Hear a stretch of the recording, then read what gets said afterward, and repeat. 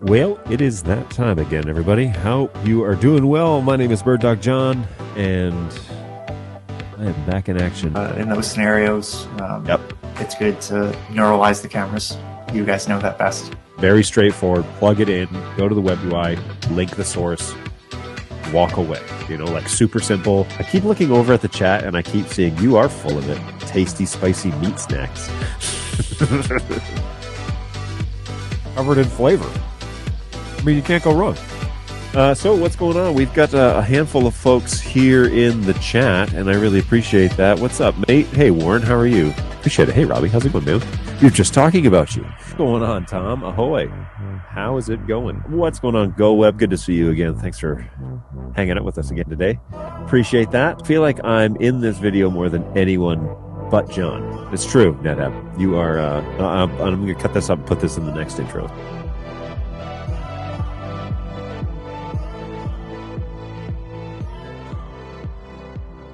Here we go! Yep.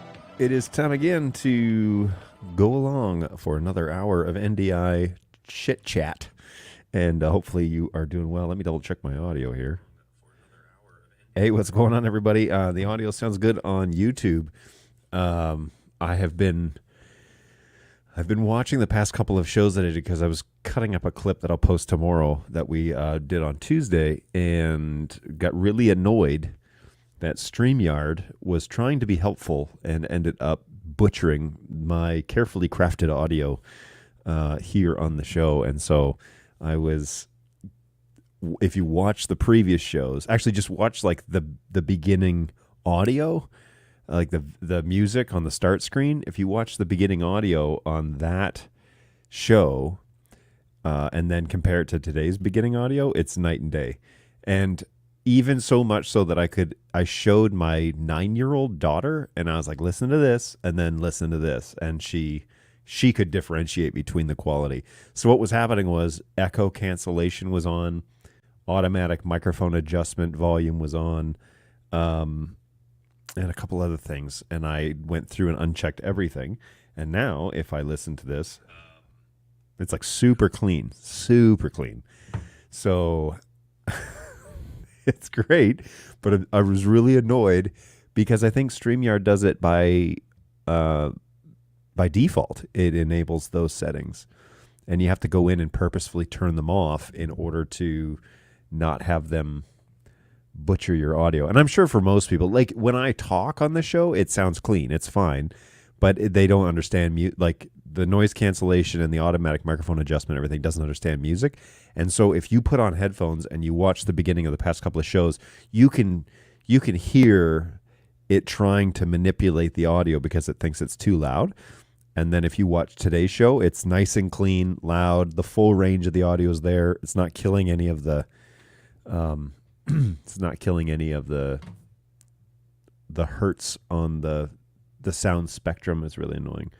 But hey, YouTube Live sounds way better than LinkedIn, FYI. Yeah, I'm not too sure what I haven't even gotten into LinkedIn other than the fact, like the LinkedIn product, other than the fact that it, well, here's a question. Is this streaming on Facebook? Because I had an issue with the link to Facebook. Let me check that. I haven't done a lot of like scrutiny with the LinkedIn version. So maybe I should check that out and see what you're referencing here, because if it's not working correctly, if it's not working correctly, then I want to obviously get that to be fixed. Okay, so now we want to go to Bird Dog User Group, which is over here, and I am live over there, so that's good news. And let's check the audio. Okay, yeah. So that's working. That link worked. All right. So now over to LinkedIn, which actually I can do on a computer to find out. It sounds fine. It's just better on YouTube. Well, that's good. I'm hoping that it's better because I was quite annoyed that the way, again, you spend all this time like figuring it out, listening to it, recording it, and then you go live and you're not listening, like you're not actively listening to it on YouTube because there'd be a significant delay. And so now here I am back from finding out that they're changing my audio, that StreamYard is changing it, which is really annoying because all I want StreamYard to do is reflect it to the social media channels that we're streaming to. So watch out. StreamYard is a great service, but my complaint is they should not try and enhance your audio unless you tell them to. And I definitely did not tell them to. Matter of fact, I remember going into my settings and changing those things in the past. So I was surprised to see that they were rechecked. Today I went in and found 2 of the 4 items checked by default. And so I'm going to have to do that, make that a habit of going into the settings and making sure that echo cancellation and automatic microphone adjustment and all that stuff is turned off, because I'm managing all of that on this side. I mean, I'm not doing any compression inside vMix, but I don't think I should need to. But yeah, we'll see. We'll see how all that works out. Good morning, David. How are you? Thanks for jumping on. You are the Global Purchasing and Projects Director at LiveView. Oh, very cool. We have some friends over at LiveView. I'm a big fan of LiveView product. Matter of fact, I was looking at it for a potential, and I got so many irons in the fire, potential client that I work with was needing to do some remote production stuff. And yeah, it might be basically consistently connecting to the network to transmit video back to a production suite. So we were looking at that as one of the options. Hey, Bird Dog John, all the way from Nigeria. What is going on? That is really cool. Thanks for checking in. Matter of fact, I should, right? I should put the where are you from stuff here. Let me set this up, and you guys can scan the little QR code. Of course, I'm not ready at all for any of this. So we're going to clear responses from the last time we did this. Okay, yes, I know what I'm doing. Go ahead. Okay, open this in. I mean, that's hilarious. Okay, so I'm going to clear these answers. We have had over 140 people check in on my heat maps over the ages. I know because it keeps like keeping a tally. Boy, this thing is running really slow. What is going on here? Delete. All right. So I'll put this up on the main screen here. And we'll go back to this, turn this off, put this in, and cut this over. So if you want to check in and put a little pin on the heat map, you do that by scanning this little QR code. And if you do, it's going to say, what country and what city are you closest to? What country are you in and what city are you closest to? And then your response will appear as a green dot on my global map. So there you go. We'll put that up there for a few minutes, let you guys check in. And, oh, boom, I know who that is. What's going on, Angus? Usually the first one to check in. Greetings from India. What's going on, GoWeb? Hey, and our friend from Perth. What's happening? GoWeb always checking in from India. What's going on, Zach? Morning, John. Got some updates with our minis last night at band practice. The projectors were not blinking for the 3 hours that we were testing. We won't know really until after Sunday. Cool. What did you end up doing specifically that was causing the issue? I know that my team, I had sent your request over to my team, and they were working with me to kind of sort things out with you. But yeah, all bets are off once you hit the public interwebs. Yeah, that's the truth. Who knows what these things, and I particularly don't like what Facebook does to audio, and I wasn't aware of what it was doing to my LinkedIn audio. I guess I could watch that now that I've come full circle here. Of course, you need to sign in and yada, yada, yada. Okay, so let's not sign in. Let's go to LinkedIn on a phone and just see if I can detect. You said it sounds good. It just sounds better on YouTube, which is good. I mean, I hope it would sound good on YouTube because that is where you can find me, folks. Don't forget to subscribe to birddogjohn.tv, which is my little YouTube page. Everything that I do for Bird Dog support shows up there as well as other places. But if you want to be sure you see all of the content, that's where it is. So feel free to join me over there at birddogjohn.tv. Subscribe to birddogjohn.tv. Okay, that's LinkedIn. So that's pretty clean, but I'll take your word for it, Jeremy, because you would know of the people in this chat, you would know what sounds better and what doesn't. So you keep me apprised of that. That'd be great. I'm just here to troll until my next meeting. All good. We changed everything over to 1080p 30. Okay, cool. Interesting. Yeah, keep me posted. I mean, let us know on Monday or Tuesday. Tuesday during the show would be great. But let us know how that kind of keeps going. So, whoa, look at you guys. Everybody's checking in. Whoa, there's a lot of people in India. What's happening? What's going on over there? Let's see what we have here. Wow, yeah, there are a lot of people over in the eastern regions of the world. You guys are checking in like crazy, so very cool. Thanks for signing up. Thanks for jumping on the heat map. And there's a whole bunch of you guys here. All right, so keep doing that. That is what the little QR code is here on the screen, is just what country, what city are you closest to? And I'll throw that up there every now and then to see what's going on. Okay, so today I was having this. No, actually, I was listening to a podcast, and it dawned on me that we should consult the almighty AI to find out what it assumes it knows about NDI, and just to see what messages are being harvested by online content. Now, ChatGPT, as I understand it, stopped doing data harvesting up into a certain, I don't remember what year it was, but basically they like put a cap on it, right? Whereas a program like Google Bard is just live all the time. And so we could do a compare and contrast between those two services to find out which is more accurate, if that's a possibility.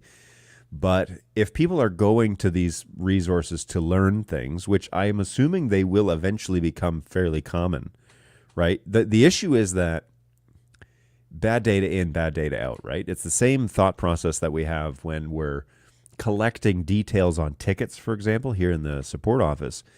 When we're collecting data on what people are submitting as questions that they have or problems that they're experiencing, we support agents and my team basically go through and try and collect as much useful data so that we can boil that down in 6 months and look back and say, hey, in August we were having these issues, or these were the questions that were most common, or whatever. And so we're trying to find common threads, for example, of issues that are appearing in firmwares across a range of products, but also across families of products. So 4K Family seems to have this updating problem, or has an issue with the Ethernet port or something. I don't know what it could be, but we're looking for common denominators that'll kind of help us hone and sharpen when we launch firmwares to be sure to add to the QA process, X, Y, and Z, because this is a thing that we have an issue with, or that it's a common issue. So Frank says that the cutoff for ChatGPT was September of 2021, which would be fascinating, because what we were saying, that was only 2 years into my employment at this company, basically almost like 2.5. And what was being said in September of 2021 is not what is being said, or what will be said in September of 2023 by a long shot. And so I suspect that we're going to ask ChatGPT this question, or these questions about NDI, and we're going to get some very dated information, some very dated knowledge. And I'll go, and talk about the differences. But we should also check Google Bard and see what it's going to say, because I bet it might say something different. One of the reasons why this interests me is because a lot of the CRMs that are available now, and ways that we develop our knowledge databases, there are AI options to help enhance, or make the articles more accurate, or auto tagging, or whatever, right? So they're trying to leverage this AI stuff to make your knowledge database better, or hone it. And so interesting. But if you're using ChatGPT, that's going to be a problem, because the speed in which data is constantly turning over is really fast. And so I don't think that integrating a technology that basically stopped in 2021 of learning is going to help us with a technology that's moving as fast as NDI. So it's an interesting idea. I will log into my ChatGPT platform here. I believe I'm using just my BirdDog account for this BirdDog stuff. So let's jump in there. But then I'm also going to open up Bard, and that is going to be on the, let's switch accounts here so that I'm not asking questions on like personal email accounts. Okay, sorry, I could take that stand down, I guess. Okay, so here we go. Try Google Bard. Let's try it. Bard isn't supported for this account. Why? Okay, so I'm going to have to use a personal account, I guess. Well, that's fun. All right. Let's see. I want to start a new chat.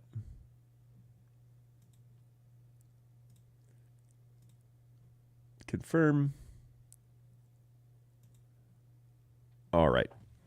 Now, I'm going to jump into vMix. And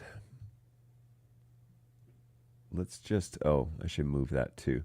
Sorry, let me figure this out here because I wasn't really thinking through how we were going to share all of this. So we're going to layer this, and I'm going to move number 2. All right. This is good. Okay, cool. Okay, so that's Bard. Let's start with ChatGPT because I think that will be an interesting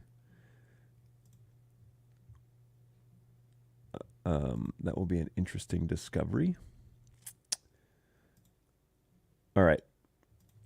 So the point of all this is that we're going to try and find out what information is available out there that ChatGPT can help us with. And, we have an option between 3.5, our most compatible models, great for tasks and creating creativity. What? Oh, you gotta pay for that one. So let's ask it a pretty basic question. If you have questions that you want me to navigate through here, feel free to throw those in the chat as well. So let's just ask this. Explain to me the steps involved to set up a proper NDI, a PTZ NDI network. This should be fun. Setting up a proper pan-tilt-zoom NDI network involves several steps to ensure the PTZ cameras are integrated. The network okay. I thought I was going to read this, but evidently not. So we'll wait for it to be done here. Oh, this is good. This is more than I thought we were going to get. Ooh, all right. So here we go. Setting up a proper pan-tilt-zoom NDI network involves several steps to ensure that the cameras are integrated with the network environment that use the NDI technology for video and audio. NDI is a protocol developed by Newtek. It's transmitting and receiving high-quality videos, audios, and metadata over standard Ethernet. Okay, so far, we're batting 1,000. PTZ cameras. Let me get rid of this because this is right in the way. What? There we go. Okay. PTZ cameras. I'm sharing this, right? Oh, and the little thing is right over my face. I really appreciate that. Hey, scan that QR code, everybody.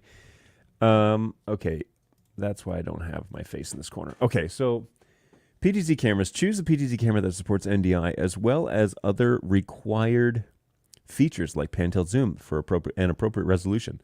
Network switch. Invest in a high-quality managed network switch with sufficient ports and capabilities to handle the data traffic. I am very surprised that is what that says. Ethernet capabilities, a good quality Ethernet cable, Ethernet cables, good quality Ethernet cables to connect your camera, switch, and other network devices. Computer. You'll need a computer with NDI-capable software to receive and manage the NDI streams. So far, we're okay. I don't mind this at all. Network planning. Design your network topography. Consider the number of PTZ cameras, their placement, and the locations that you'll be receiving the NDI streams. Configure IP addresses. Assign static IPs. Oh, no. To your PTZ cameras and other network devices to ensure consistent connectivity. So this, now we're fighting.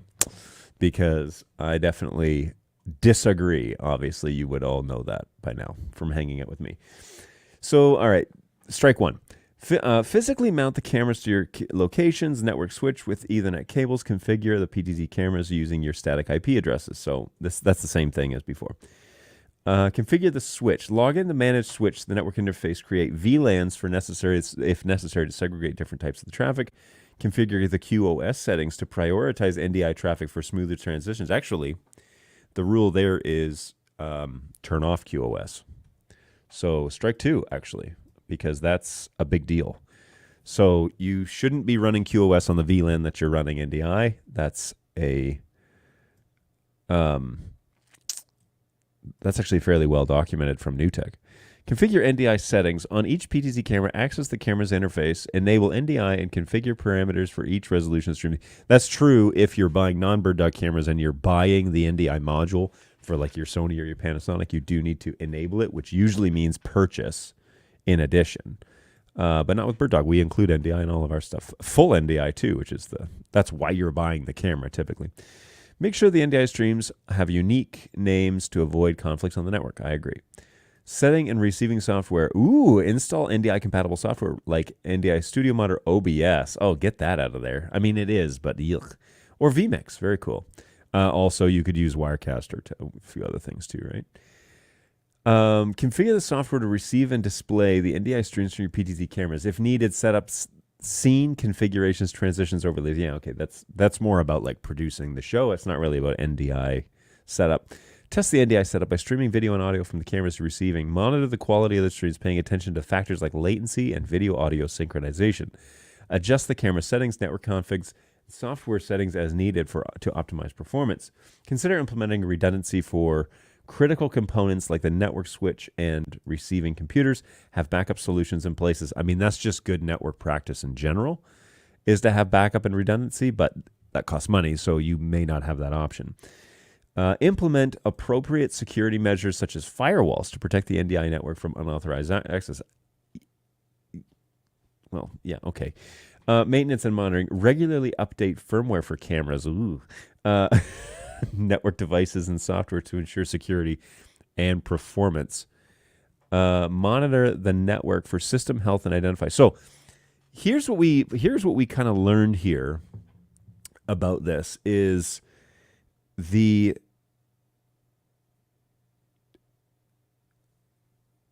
what we learned is that in 2021, really the thing that I staunchly stand against is assigning static IP addresses to all your cameras so that you can ensure connectivity. That's not a great way to do that. And I would be curious if we take the exact same question and we throw it in Bard. Let's find out if there's anything else to discover. Sure. Now, the cool thing with Google Bard that ChatGPT doesn't offer is there are multiple drafts of the same answer. And so if you're finding one unintelligible or you want to regenerate other drafts, you can pick. So that's pretty cool. Okay, so same question, but in Bard. Hey, plan. Okay, sure. Here are some steps that involve setting up a proper NDI network for PTZ control. Plan your network. This includes determining the number of cameras that you'll be using, location, and types of network. That sounds familiar. Choose the right NDI PTZ camera. There are many different types of PTZ NDI cameras available, so it's important to choose the right one for your needs. Consider factors like resolution, frame rate, zoom, pan-tilt zoom capabilities. Okay, cool. Configure your network switch. Your network switch needs to be configured to support NDI multicast traffic. What? That's interesting. This can be done by enabling IGMP snooping and setting up a multicast range. Wow. Google Bard, you went right to multicast, like right out of the gates? Interesting. Connect your cameras to the network. Each camera should be connected to the network switch using an Ethernet cable. Okay, so they don't say anything about static IP addresses here. It just says you should be connected to the network switch. Configure your cameras. Each camera should be configured to output NDI audio. This can be done in the camera settings menu. Wow, that's a very broad statement. That's very, very broad. Test your network. Once your network is set up, it should be able to test it that it's working properly. You can do this by connecting a computer to the network and using an NDI receiver to view that should say like video or studio monitor, just to kind of give a reference. But here's some additional tips. Use dedicated network for NDI traffic. Thumbs up. Love that. This will help ensure that the NDI video will not be affected by other network traffic. Yes, also known as a VLAN. Use a high-quality network switch. A good network switch will help you ensure that you can ensure that the NDI video will be delivered with minimum latency and jitter. Position your cameras carefully. The placement of your camera will affect the quality of the NDI video. Make sure that the cameras have a clear view of the area that you want to capture, and keep your cameras up to date. The firmware on your cameras will need to be updated to support NDI. I hope that helps. That is really surprisingly good. I mean, for a machine, that's pretty good compared to ChatGPT as well, by the way. Okay. So then the next question, well, hang on, let me jump back to the chat real quick because I'm not even watching you guys over there. What's going on, Live Sports? Good morning. Hey, what's going on, Lakey? By the way, September 21st was the current cutoff for ChatGPT data. Static IP is the devil. What's going on, Michael? I asked Bard, what do you do about the Bird Dog X120? And most of the info was basically the ad. However, it did say that in the pros and cons section, some users have reported issues with auto tracking features. Who are these users? I have no idea. Because there are no users with X120s right now. So maybe we should be careful about. Oh, actually, hang on. Correction. You should be careful about what you believe on the internet. Some of it might be lies. Maybe it went to like the B&H website and somebody put that up there like as a generic to get clicks and likes. I don't know. But yeah, weird. So the next question then, remember, with that caveat of be careful what you read online. The next question I have for Bard is, should I, whoops, sorry everybody, wrong computer. Should I use static or DHCP configuration, for my NDI network? All right, moment of truth, y'all. Why can't I type? Okay, there we go. Sorry, I'm kind of excited. I'm nervous about this, but here we go. I really hope that this says, per Bird Dog John. Whether you should use DHCP or static configuration, it depends on your specific network needs. Static IP addresses are assigned to devices manually. Do not change unless you manually change them. This can be useful to devices that need to be accessible in the network. We know what that is. However, it can be more time-consuming and error-prone to configure static IP addresses on all your devices. I like that. That's good. That's great. I'm glad you showed the big problem with static is the people element. And it's like, well, I won't screw it up. It's like, no, not you, but everyone else seems to screw it up. So I'm sure you'll get it right, but everyone else seems to screw it up, which is why we say what we say about this. DHCP are assigned automatically with the server. This can be more convenient than static IP addresses, but it can also lead to problems if the DHCP server is not configured correctly. True. And if there's a conflict between two devices that you're trying to use the same IP address. Well, that only happens if you're going in and monkeying around with IP addresses. And everybody knows what I'm about to say. How does this get fixed? How do we not have static IP? How do we not have IP conflicts on a DHCP network? The DHCP reservation list. Inform the DHCP that you want that MAC address to always have the same IP, and you won't have DHCP IP conflicts. But the minute you go in and you start editing individual devices to join a network that you don't have full control over and you're assigning IP addresses to it, there is the human error element that will be at play. So I lovingly say to you, don't use static IP networks. Here are some additional... For PTZ networks, NDI networks, it's generally recommended that you use a static IP address for your cameras. This will ensure the cameras are always found on the network and that they do not experience any disruptions of the video streams. The other devices on the network, such as computers and switches, can use DHCP. So I disagree with Bard on this, obviously. If you want to assign static IP addresses to your cameras, use the reservation list. And maybe we'll follow up with Bard. Here are some additional factors to consider. The number of devices on your network, the complexity of your network, and the level of technical expertise. I mean, those are all valid points, by the way. Ultimately, the best way to decide whether to use static or DHCP addresses is for your NDI network is to weigh the pros and cons of each option and then choose the one that best specifies. So the question then,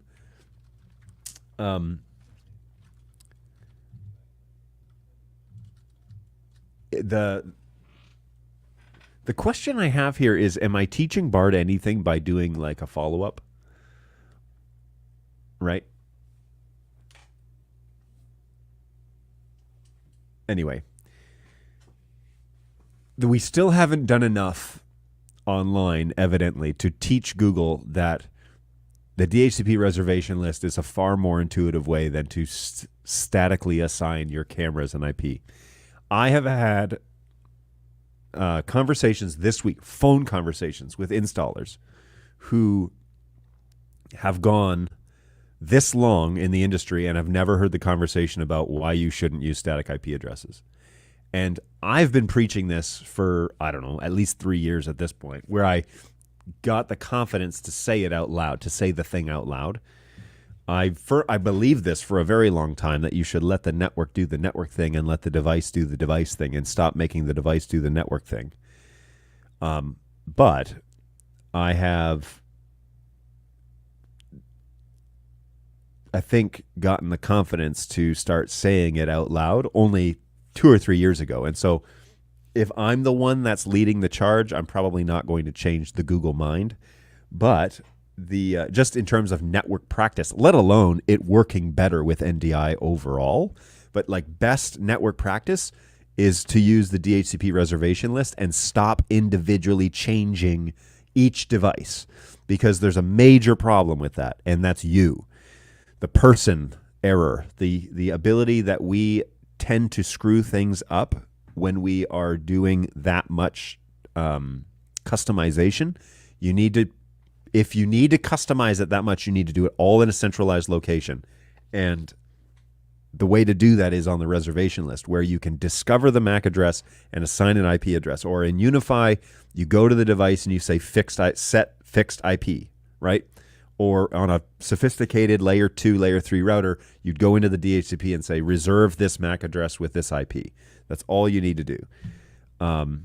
That way it means you can really only screw it up in one place. Oh, and by the way, if you mess up the IP information on an individual device, you basically have to factory reset and start all over again. And in some instances, if you like put the wrong gateway in, for example, you'll disappear the device. It'll need to come to my guys to get you set straight. And so there's this high risk where if we screw it up at the node end, at the device endpoint, that's going to have major issues. But if you screw it up on the DHCP, you can just log in and change it there, and it doesn't affect the device at all. You know, so there's so many reasons why I wish people would just simplify their network. And if you're going to get into the AV over IP game, this is my speech for today. If you're going to get into this AV over IP, then you need to understand networks. You need to understand IP before you start doing the AV stuff. And that's a shout out to the guys who have been in the broadcast industry for 30 years and are seeing this NDI thing coming up as a valid way that people can transport data around the world. Live video in this instance. You need to understand the fundamentals of IP before you really start installing AV over IP. And that's not to discourage you from getting into it. Matter of fact, it's the opposite. It's that you will do way more business if you do this and do this correctly. And my advocacy is don't do static IP addresses, because you're setting yourself up for service calls, but you're setting your client up for just ultimate frustration when they interact with NDI. And that's not what you want. That's not what we want.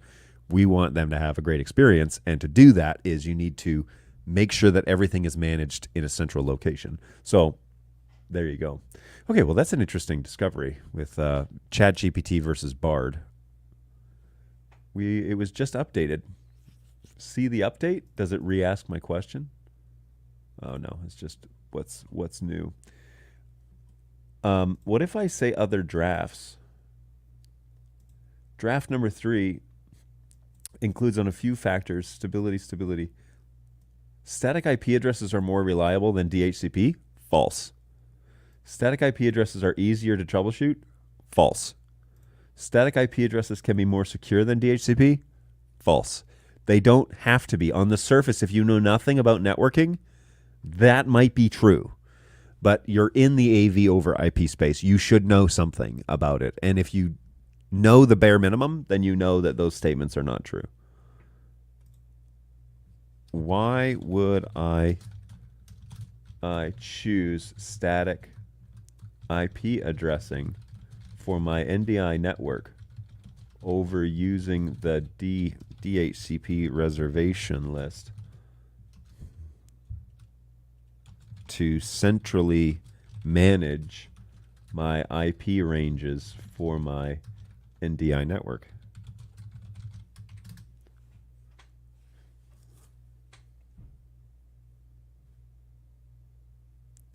There are a few reasons why you might choose static IP over a DHCP reservation list. Reliability. Static IP addresses are more reliable than a DHCP address because they're not subject to the same lease renewal process. Pardon? Did you miss the first part of that? The DHCP performance. Static IP addresses can improve your performance by reducing the amount of time the devices spend searching for IP addresses. Really? Really? You genuinely think that performance, it's faster to use static than a DHCP reservation list? I mean,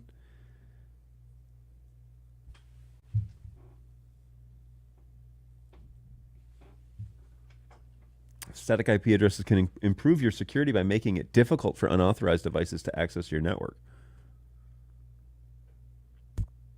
Yeah, maybe. But I think that's a potato situation because like you can secure your network. You turn off the ports that you're not using on the switch. You know, it's a VLAN.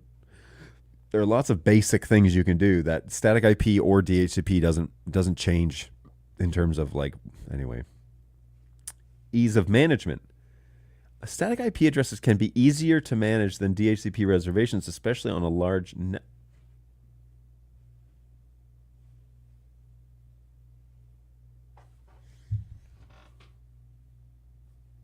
Okay.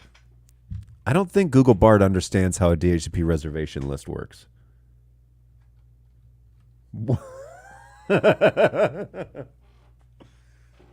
Complexity. Static IP addressing can be more complex than configuring the DHCP. This is because you need to manually assign each IP.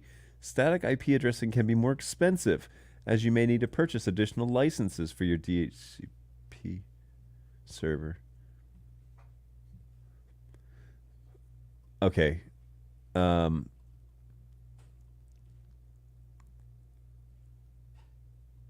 This I am not in agreement with this article, with this rendition of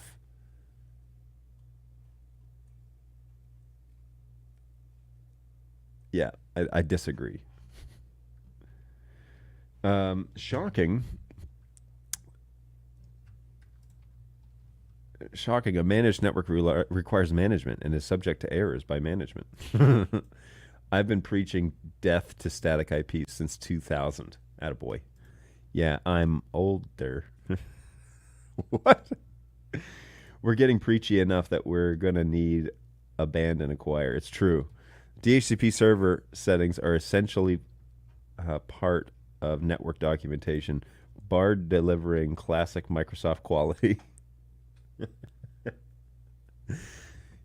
Yeah.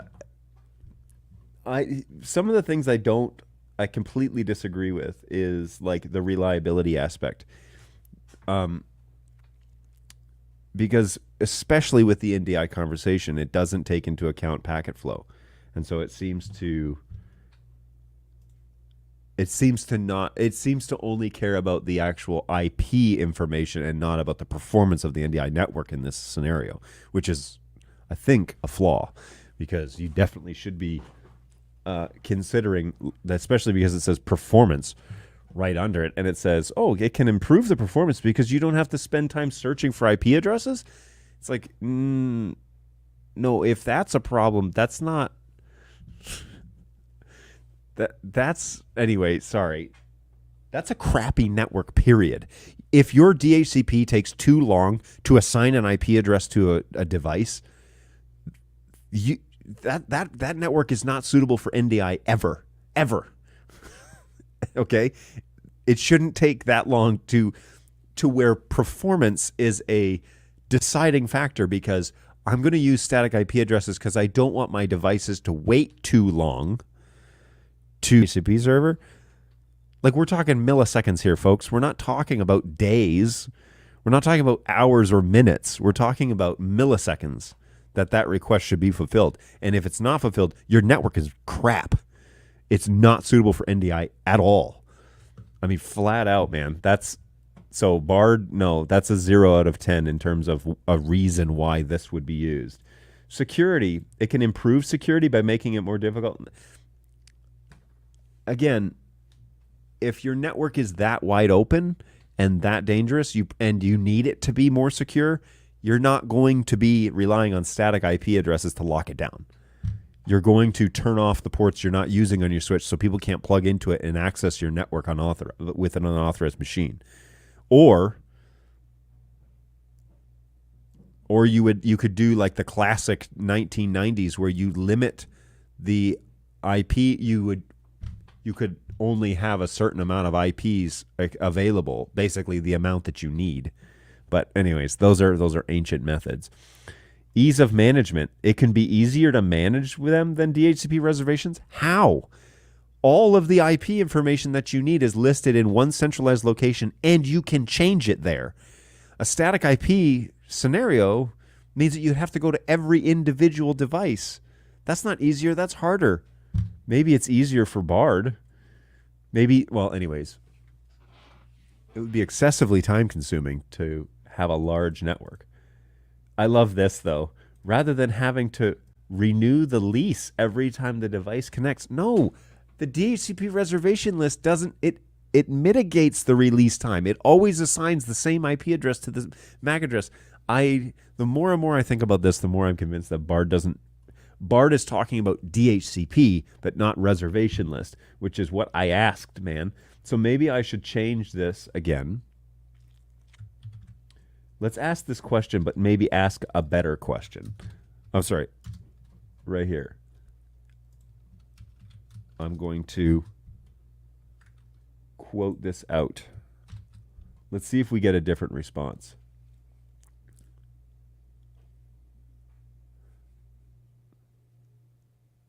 No, we don't.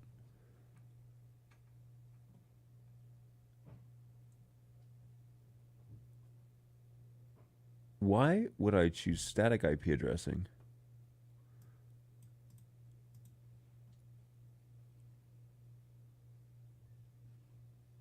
Yep, no. So then the question is, wow, it's really pushing the static idea. It really thinks that it's simpler, and maybe that's an interesting like discovery that people genuinely think that going around and manually configuring every device and keeping that information in a spreadsheet is simpler. But like, I beg to differ. I mean, I will go toe to toe with people on that. I beg to differ. I do not think that it's simpler. I think that it's harder. And yeah, that's maybe that's just how my brain's wired. Maybe maybe Michael and I are barking up the wrong tree here, but I definitely know that in terms of like actually how it works, especially how like network management works, doing it on a regular basis and then teaching people how to do that. Static networks, it's what logically makes makes clear sense, but on a long-term management level, it is not friendly. It can get very complex, and it is always going to be that's funny. And it's always going to be prone to you screwing it up. Bard and ChatGPT know nothing. They're just fancy auto-complete engines. They leverage the internet for knowledge without respect to the quality or content. It's very interesting. But see, that's the thing, is like this is the general content that's in the wild. And it's not good because it is confusing the market. And then when people are having major problems and the customers are getting mad that, this isn't working for me and I want to swap this out for BNC like they're back in the 1970s.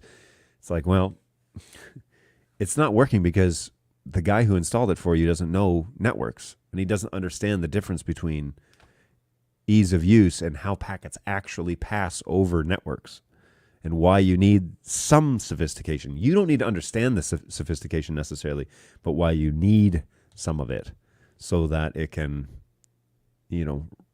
run, so that it can run as you are expecting it to run. Cool stuff. Love it. Well, that's always fun. It's always fun to see what the interwebs are up to. I like the idea we should ask better questions. Like when I tried to rephrase, or I tried to put in punctuation, apparently Bart ignored that. But yeah, we got to get into the habit of asking better questions when it comes to helping people. And I mean this like for myself. Getting to the place where I'm asking better questions so that it's clearer what the answers are, and how we properly talk about NDI on networks and all that sort of good stuff. So good times, everybody. Good times. Let's jump over to my little heat map here and see where everybody's checking in from. What is going on, everybody? Thank you for jumping in on my little heat map. I am going to move my image over, what is it, the y-axis? Here we go. There I am. Go over here, and then I'm going to put the little QR code up. Hey, if you're just tuning in, every week, if you scan that little QR code on your phone, it'll take you to a little Google form. It just says, what country are you in and what city are you closest to? And if you answer those two questions and submit, your pin will appear on this heat map. So we've got people all over the place. We got somebody in Iceland? That's cool. Oddly, nobody in London is checking in, or in Great Britain. We've got somebody in Iceland. We've got somebody in Portland, or I'm sorry, Portland, Maine, Columbus, Atlanta, Seattle, and Edmonton. Somebody down in Perth. And then a bunch of people over in India and surrounding areas. So really cool. Thanks, everybody. This is fun. I like this part of my show. It's always exciting. And the point of it is to, the point of this show is to interact with you. I mean, in the chat, right? So when people put things in the chat, either over on YouTube or on LinkedIn or on Facebook, I think it works, and Twitch. If you are on any of those, you can type in the chat and it will show up in my list. And just like Michael, I can pull in your comment and we can talk about those things. Long ago in TV stations, it was once common for static IPs to be used in the broadcast rack area where the IT guy didn't hold any sway. Yeah, we're trying so hard to change that narrative, right? Because, man, it's killing people. It is killing people. Anyways, like I said, the point of all this is so that I can interact with you guys talking to me and providing real-time feedback to, questions that you have. I definitely try and go for an hour every Tuesday, Thursday from 11 to 12 and right over on birddogjohn.tv. So feel free to hang out with us and subscribe to that channel if you want to, show up. If you want my feeds to show up on your YouTube channel or whatever, you can subscribe over there, and that is everything that I do happens on there. I think this is the one that I wanted to show. Yeah. So this is the actual live support show that we do, and this is twice a week, Tuesdays, Thursdays, 11 to 12 Eastern time. Now, I know that that's not terribly convenient, especially for my friend over in Perth, who it's like 3 a.m. over there, right? So it's not incredibly convenient for everybody around the world, but we do want to have a spot where you can interact with us directly and feel like we're not just hiding behind some sort of help desk wall, where you can only email us.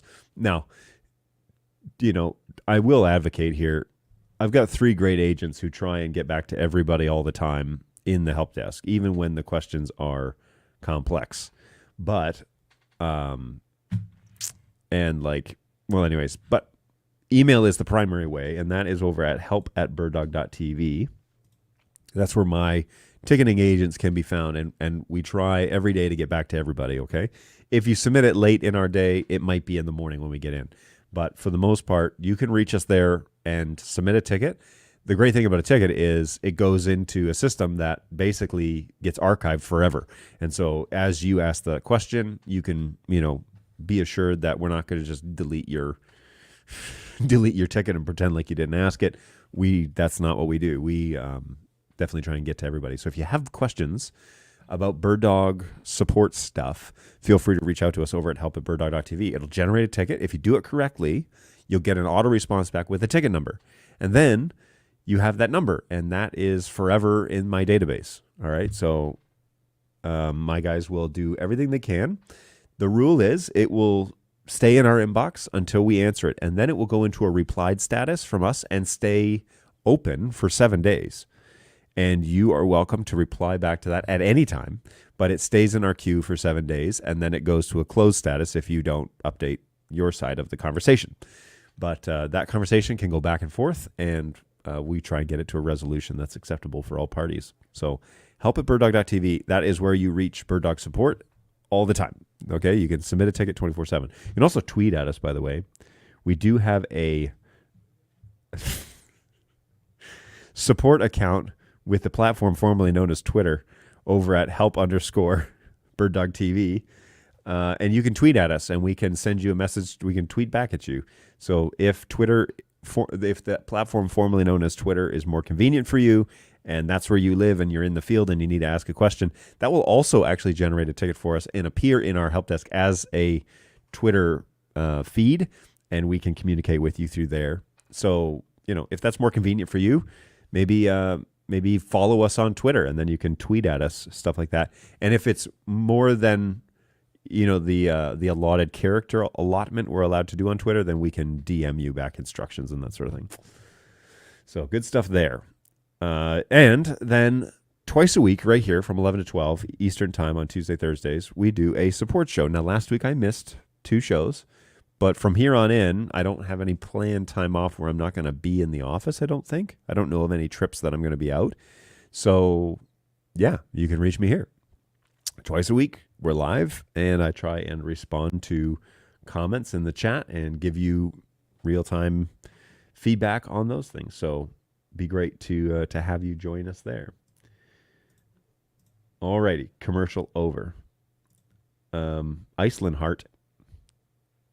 I'm assuming maybe you're the one from Iceland, or you just really love Iceland. It's midnight in Perth. Okay, sorry, I got my time zones mixed up.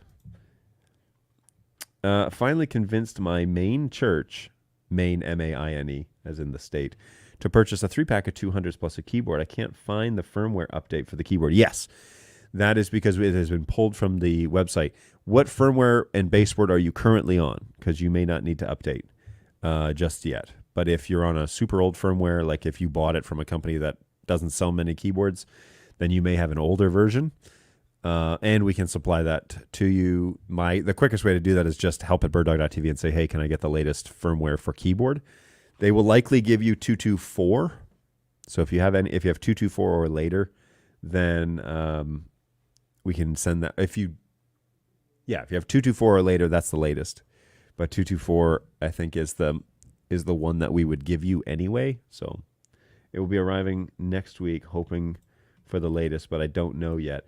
Yeah, the keyboard just needs to be 224. We can get you that file if you email us help@birddog.tv and just say, hey, my gear is arriving next week. Can I have keyboard 224 firmware files, please? And my team can send you a link. Super easy. But yeah, that keyboard firmware has been off that website for 2 months now, maybe a month, just because it was causing some major issues, and we had to stop the bleeding. So it was causing issues actually with other products. That's really what was going on. So we pulled it, and they're finalizing that now. So that is where you'd find it. And you are very welcome, Wesnet. Always a pleasure to have you back on the show. Thanks for coming back. Always love that. What's really neat about this show is that we end up getting more and more like regular attenders. So always awesome that you guys are hanging out with us on a regular basis. But I know that over at birddogjohn.tv, We are like 3 people away from having 300 subscribers, which doesn't sound like a lot in YouTube land, but that is a lot for me. All right, that's a big number of people that are paying attention to this channel. So there are 297 subscribers. If you haven't done so yet, be that person and go over to birddogjohn.tv and subscribe to that channel and get us to 300. That would be so cool. Slowly growing this channel. I feel like it was just, and it was a couple of months ago, we were saying we're almost at 200 subscribers. So 300 would be fantastic. So if you know anybody that hasn't subscribed yet to birddogjohn.tv and you want to just hang out with us, feel free to subscribe. It'll be really helpful. Here, I'll throw that up there for a little bit longer so that people can... Actually, you know what? I prefer my overlay, so let's do this one. vMix overlay that is executed on a time base through Xkeys. So shout out to Xkeys. Apparently, a Michigan-based company, from what I've heard. Xkeys.com? Yeah, xkeys.com. And if we say, where are you located? You know what it is? They're over in Williamston, Michigan. So let's pull up the good old Google Maps and check out where Williamston is. And I'll share this with you guys so you can see, present, share screen, share Chrome tab, Google Maps. All right, add to stream. So here is the Google. And this is Williamston, Michigan. Oh, it's by Lansing. Oh, you're right in the middle of the state. Well then, maybe there's a road trip in our future. So shout out to Xkeys over on Innovation Parkway 101. Oh, man. And, yeah, here they are. Change it to a satellite view so that we can see. Oh, guy, it's just a little standalone building. It's not like an industrial park, is it? Let's drive by on Williamston Road. See what we got going on. Look at that. Well, would you look at that? You know, when I see something like that, I just say, would you look at that? Their building is covered by trees, but they are based in Michigan. What's fascinating is of all the places to pick, you know, just outside of Lansing, so there's some people there, but man, that's kind of a long way away from everybody, right? Like, doesn't it seem like it's a really long way away? So that's cool. What's going on, Xkeys? Hopefully you're doing well out there in near Lansing. You can see my markers on this. You can see where I live. The Auburn Hills is right here. Yoink. This is where we're at. And Auburn Hills is a weird shape. It goes all the way up to where the Palace was formerly known. So that's what this is. This is where the Pistons used to play. There used to be the Detroit Pistons used to play out of the Palace of Auburn Hills. It has now been demolished and gone. And they now play downtown Detroit at Little Caesars Arena, which is really just a hockey rink that they convert into a basketball arena when needed, which I think is odd. Anyways, because the Pistons used to be like the stuff for a long time. But anyways, and then here we are over on Auburn Road, 2901. That's where we be. So, anyways, we could do a little directions to let's see, to work. It would take us an hour, like an hour and 15 minutes to get out there. Oh, and you just basically get on 59 until it turns into 94 and then keep on going. So that's fun. Should do lunch or something out there with them one day. Be good to meet up with those guys. Anyways, really cool. So, yeah, I love my little Xkeys, and I'm actually... So my wife, here's a side trip. My wife is doing a little bit different job this year. She was a grade school teacher for a long time, and now she's doing something like instructional coaching and a few other things. And she is going to get into the content creation business, at least initially. And so I'm like, how could we do this? And so probably going to end up being an Xkeys device and a vMix license. And yeah, we'll do that for a while. So pretty cool that more of that might be happening. Hey, also, I have a support rollback firmware 9.4 on 3P120s for a community access channel due to preset autofocus issues. Any new firmware coming soon? For the P120s, nothing initially, no. I think uh, I don't know of anything that's imminent for 120s. I mean, they're always working on firmware, but nothing imminent. I need help getting my Mini to recognize my iMac. Yes. Okay, so your iMac needs to output a SMPTE resolution. That's always the issue with Mac stuff, is that they output these weirdo resolutions. So you either are going to need, if you need this to be plug and play, then you're going to need what's known as a HDMI pass-through device, which will set it to whatever the device is set to. And you can buy ones that are variable, or you can buy just really cheap ones that are set to like 1080p 5994 or something like that. I have one here actually. But the Macs always do weird resolutions, or they try and do their maximum output. So you need to always be outputting on your second screen, or if you're capturing the screen, like you're using it as the Mini to capture whatever it is that you're showing, you have to set it to a SMPTE resolution, which Macs do not do enormously well. So yeah, that is likely what's going on. Is that the Mini does not send back an EDID resolution. So the iMac doesn't know what resolution to send it, because the Mini originally was a camera device, and the cameras don't need to send that because you set the resolution on the camera, right? But there are variable outputs for resolutions on computers, and so the Mini doesn't do, actually none of our products right now do EDID, basically backpass, basically telling the computer what resolution to send the monitor. Doesn't do that. So you have to manually set it up on the computer, or get a EDID pass-through, which will then tell the computer always at all times to send it, whatever resolution you set it to. So that's what that is. I'm pushing NDI from ProPresenter 7 from lower thirds, but the Mini isn't recognizing the NDI source for some reason. I'm pushing NDI, for lower thirds. Is that an alpha channel?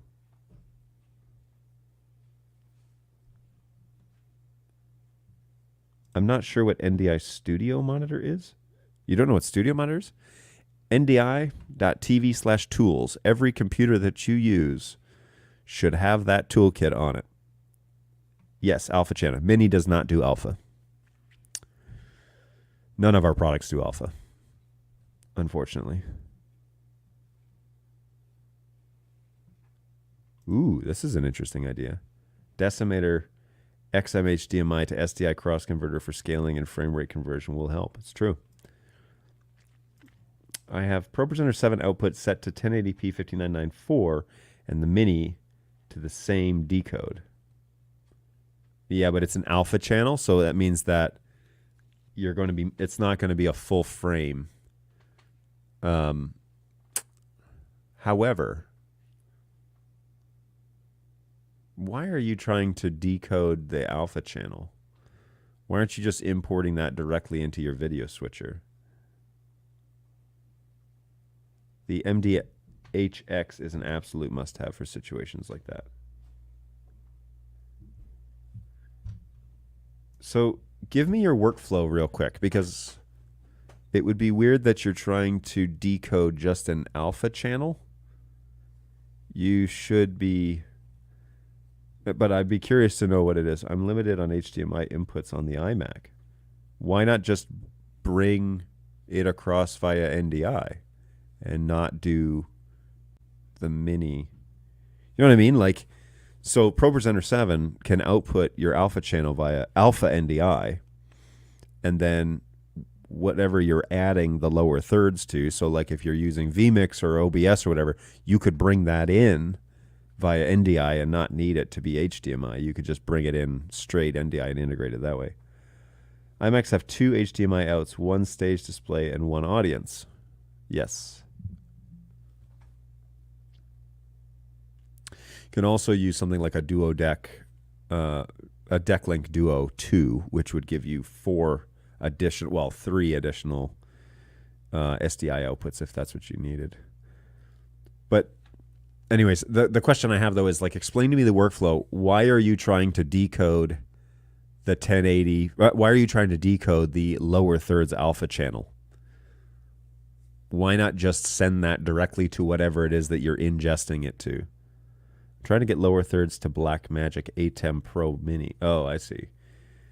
Um,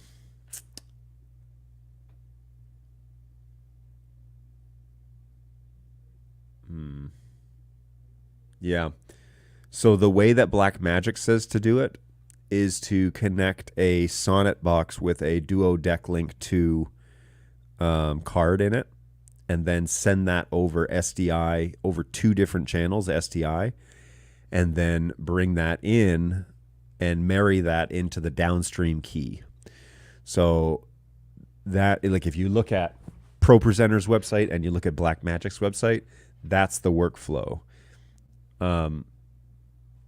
So you would output the key and the fill through the DeckLink Duo output on the Sonnet box, on the actual Blackmagic card, and then you would bring that across SDI to that switcher that you have, and bring that in SDI, and then marry that as the downstream key on the other side. My DeckLink Duo 2 as key and fill alpha provider on a regular basis. Yeah, and I just set that up for a church, and it works really well. But that's the way that they're doing it. Any good reason audio from all of our 240s sounds like this? Sounds like what? Some work for a few minutes, but then this starts. I'm assuming maybe there's like a link or something that I'm missing. Let me just look and see what you put over here.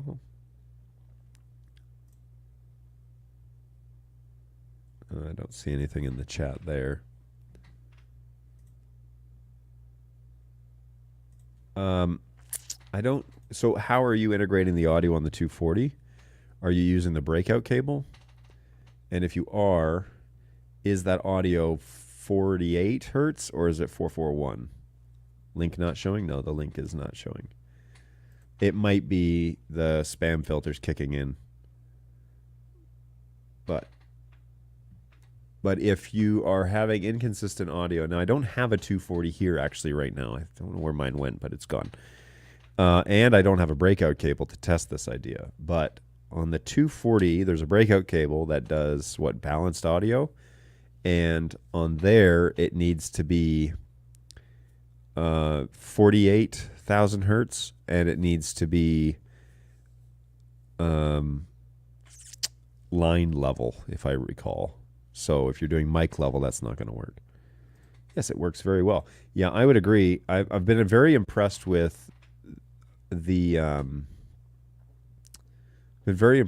Duo, the DeckLink Duo 2 card. That seems to have fixed the key and fill issues. We were also trying to bring over. How are we doing that? I forget what we were up to. Oh, so what we were doing was we were outputting lower thirds over HDMI and sending that across to the Blackmagic, and it was only doing one side of the key and fill. It wasn't doing both.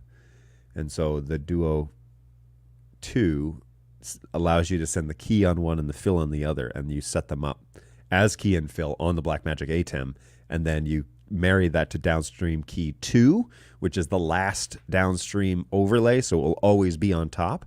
And then you add your shadows and your blur effect and everything inside ProPresenter and ship that out, those 2 left and right channels.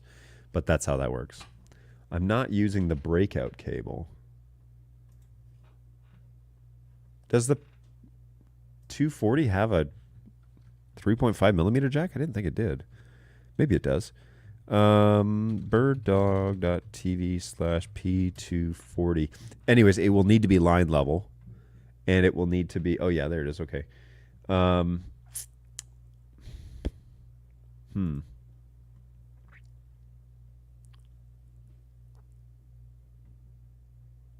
Sounds the same on Studio Monitor and OBS.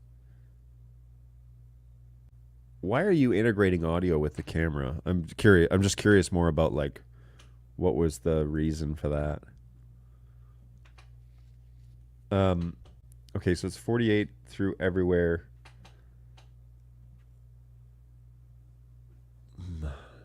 Yeah, I'll have to test it, I guess. I don't know why. What version of the firmware are you on?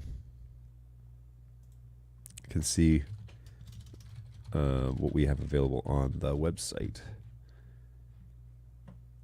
Cameras 240 firmware update.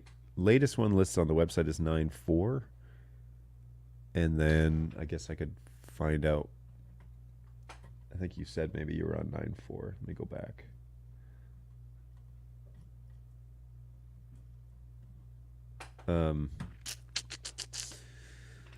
I'm not sure. I didn't get the link, so I can't hear.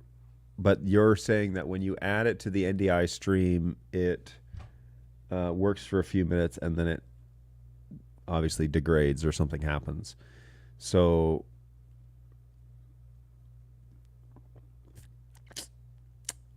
yeah, I'm not sure. Not sure what would cause that because I don't even think there's anything inside the web UI that would really change any of that or manipulate any of that. I am curious why you chose to integrate the audio with the camera, but it may just be a workflow, like it might be an audience microphone or something like that. I don't know. Truly, from a production standpoint, I'm always of the persuasion that like never merge things unless you absolutely have to, right? Because you're going to introduce potential issues that you don't know are going to be a problem. But not to say you can't, not to say you shouldn't. Just saying that's the dealio. Let me think. I don't know of anything offhand that would cause that. That's what I'm trying to get at.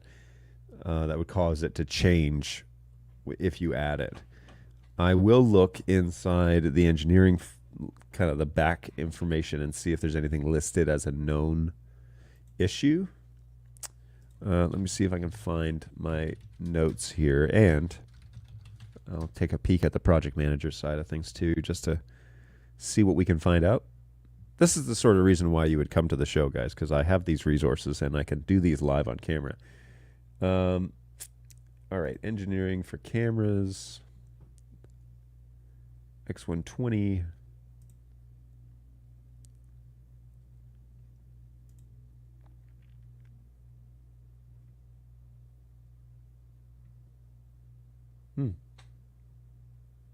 Ooh, that's fun.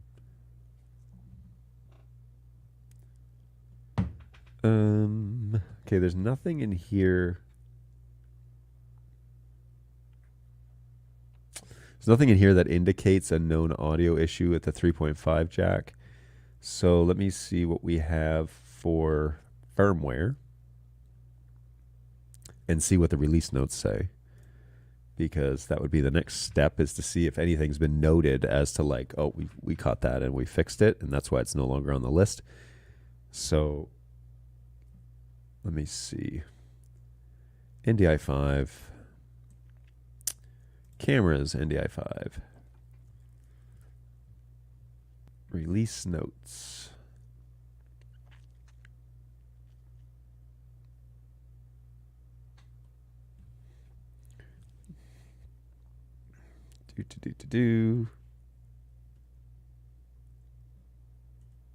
So you said you're on 9.4. So let me start there. Whoa, there's a lot of updates. Okay.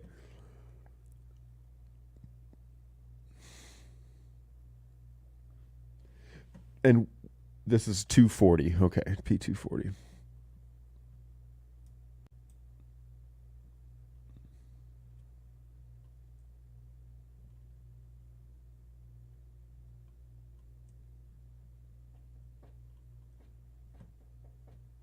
Ooh.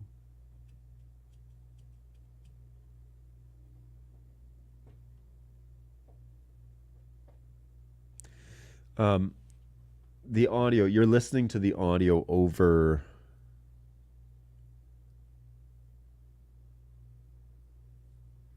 Hang on. You wanted to use the camera's audio, but you're plugging in a microphone, right? You're not like some sort of, you're not relying on an internal microphone in it, because there isn't one.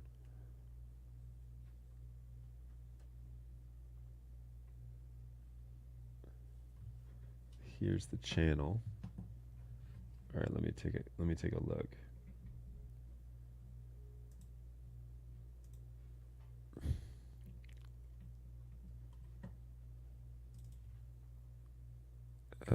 Like this.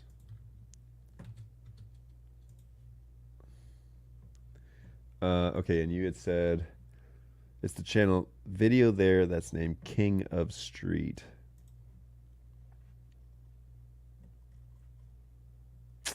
I believe it must be this one. Is it streamed 4 days ago?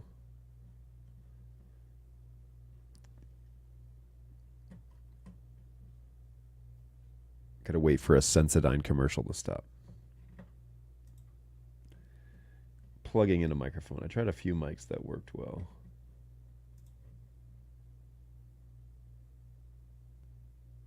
Oh, come on. 2 commercials. Google, you ruin everything. Pizza Hut now has boneless wings. Pizza Hut? That place still exists? Does anybody like go to Pizza Hut?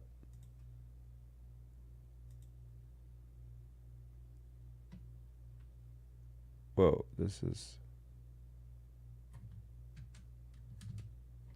not the video. So let's go to the channel. Okay. I'm gonna need to Google Translate this website. So let's do that.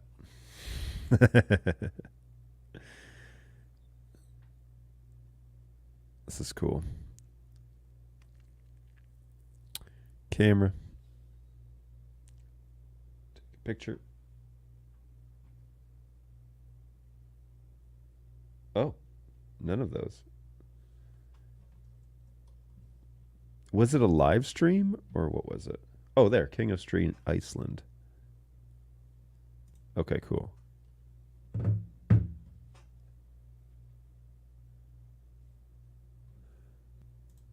All right, so just so I'm not like sitting here staring at this and you guys have no idea what it is that I'm doing.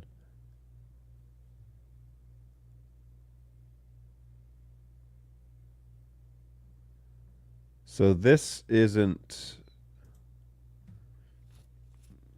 audio's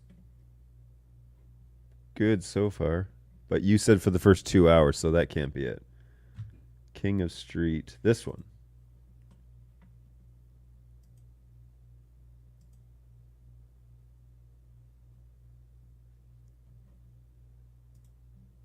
All right, this one. Sorry. Til dæmis þetta stóra plan sem þarna notað sem bremsu test fyrir vörubíla og svoleiðis þegar ökuskólinn með slíkar útgerðir. Þannig að þetta svæði notað í bara allt. Okay, og hérna segi yfirleitt alltaf eitthvað að gerast og bara að gera farin á hvartbíla.is eða á Facebook og sjá þar hvað að gera. All right, so what camera is that? Oh. Hang on. 597 eins og kemur á skjáinn. Can you guys hear this? En hann var löngu búinn að slá af, á 117 mílum, hann á að vera á þó nokkuð meiri hraða út á enda. En, yes, okay, allavega, við erum lagðar á stað og þið sjáðu skiltin ju inni, allt í lagi. I heard a car take off. Misvísandi fréttir, en allt í lagi, það bara besta mál. Not good. Ég veit ekki hvort alltaf að gefa hann séns á 2.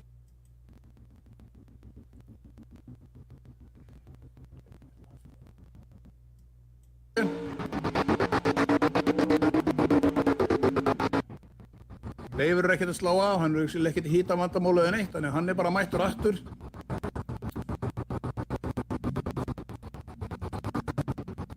Ég segi þetta fyrsta runni bara ferð sem hann fer með hann nýja búna sem hann með. Sounds like a timing issue. Is that the 240 right there? Ekki alveg haft fulla trú kannski á fyrstu ferð.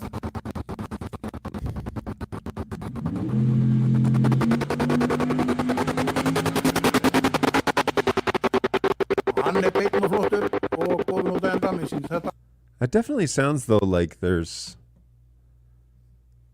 missing data. It doesn't necessarily sound like, yeah, it sounds like buffer underruns. Yeah.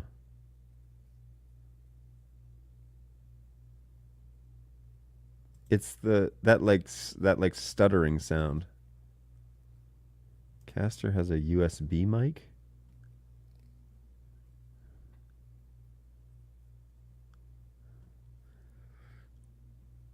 Interesting. That is very interesting because yeah,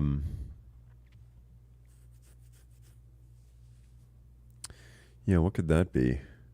I'd have to test it to see if it's on all of our, like if something that's happening on multiple. Do you have multiple 240s that is doing that for that? Okay, so he has a USB mic. That's why it sounds different. Yeah, the audio from the guy talking is clean. That's from a USB mic. It's the sound effects from the it sounds like it's whatever the microphone is plugged into the camera, which is sitting there right at the right on the track. Interesting. Yeah, that I don't know. I'd have to test it to find out if it's something like more here than that, but we could certainly look into it. Do me a favor though, send that in as a ticket because I'll need to get it on someone's schedule to actually test that and make sure that it's something that's not happening across the entire fleet, because that would be a problem. Oh yeah, in other fun news, I got a dentist appointment later today. The dentist I have is actually really good, but I've had a bad history with my teeth, and so I always dread going to the dentist every time, mostly because I'm expecting them to like give me a bad report. All of them sound like that, all 6 of them. Interesting. Yeah, send in I mean, if you get 6 of them doing it, then that something's up. I might be able to find, I haven't actually finished looking at all of the firmware changes here. A lot of these are not audio related.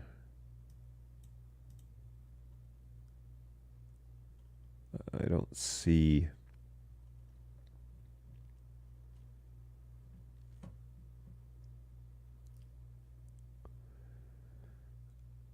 Oh. Interesting. Maybe. They may have fixed a bug. Let me see if I can find it. Send in the ticket to help@birddog.tv and we'll try the version. Do I have access to that version, I wonder? Let's also see what firmware version we've got here.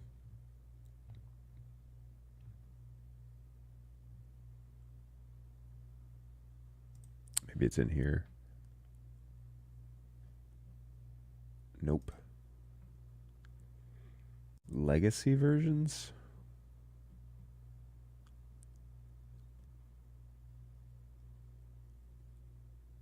Search in here for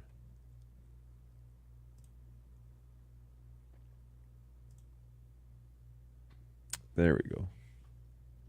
Yeah, let me see what I can come up with, and if not, I can ask the engineers if they can send me it to see if it fixes that issue. But that's, I think, the next logical step here. Okay, folks, well, we are getting along with it here, and this is my completed heat map. It is 12:30, and so I got to go and get some stuff done here today. There's like 6 major things that I need to do, and I basically have time to do one of them. So I will say au revoir. Au revoir? Au revoir? Anyways, goodbye for now, and we will definitely plan to be back on Tuesday. Thanks for going down the ChatGPT realm with me today, and Bard, Google Bard, shout out. I was pretty happy with most of it, other than I strongly disagreed with the data they collected on why static is better than a DHCP option. I'm pretty much convinced that it's not talking about DHCP reservation lists. It's just talking about DHCP period, which is there's a difference. And so anyways, more on that. That just means we need to do more getting more information out on the interwebs about why it's better to do it this way than that, but all in a good day's work, and we'll try and do a little bit more of that. But I hope you have a great weekend, and I hope that you're looking forward to, hopefully you get a couple of days rest, who knows. But in the meantime, hopefully we'll see you again on Tuesday, or you plan to come back on Tuesday from 11 to 12 Eastern Time. And if not, check back and see what it is that we talked about. But I do plan to come back on Tuesday, barring no unforeseen events or sicknesses. We should be back on that day. So have a great weekend. Hopefully you're planning on having some rest and whatever it is that you do on weekends for fun. And then on Tuesday and Thursday of next week, we'll do another show. So take care of yourselves, everybody. And I look forward to running into you again soon. Let me just get something lined up here. I guess I should put this back up. But take care of yourselves. Take care of each other. Super important that you take care of the people around you. And we will see you guys in a few days on Tuesday next week for another show. Bring your questions, bring your comments, and we'll be happy to handle all of those at that time. Take care of yourselves, guys, and we'll see you next time. Bye.